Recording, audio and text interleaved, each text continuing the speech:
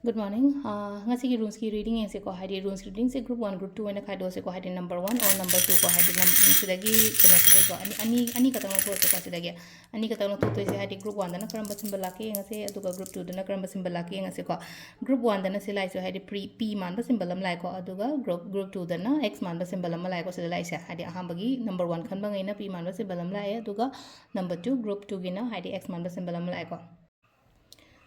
ahambagi p manba symbol se leise ko hari daw yagani ngasi ko na ko hari daw yagani haibagi athadi kamaina no hai matam sida ko daw yagani thabai khang chatpa matam da hai tare sina mina gumba ga sum nushi biba adumaina udumba su oi ko hari mina chanbi bani khangde agi employer employee na haira sina ko samna haibada adugumba na hari aigonda hai tare aigonda phajana mathak thongba na chanbi ba hari samna haira mathak thongba na chanbi ba khotpa adumaina gumba lai aduga chatpa khotpa da su ko always protected oina oi bado haira sina ko sa hari akoina thaba thok matamda e ngakpi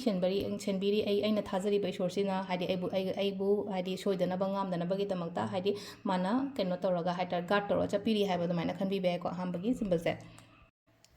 aduga ani siba symbol se na muk lai ko sida lai na ko hadi mi lakpa matam da ko phajana treat to ko hadi agi yum da mi la e na khalase agi office da mi sum thengnei khotne khalase ko hospitality in hire se basida hai tar ko mi bu phajana welcome to dana ko tana dumaina gumba to bi ba ko aduga sida lai na ko personal relationship haina hire sine ko husband wife relationship oiro imu manung ge kari ge oiro relationship ke ka hai tar ga yam phajana leiba oina oi ko ngasi gi se hai nushi chana na hire se basida nushi chana na phajana mong tana leiba ko pa amai tar ga le ko sesina akhoi ki ngasi gi oina rules ki reading ko ma'am. Thank you.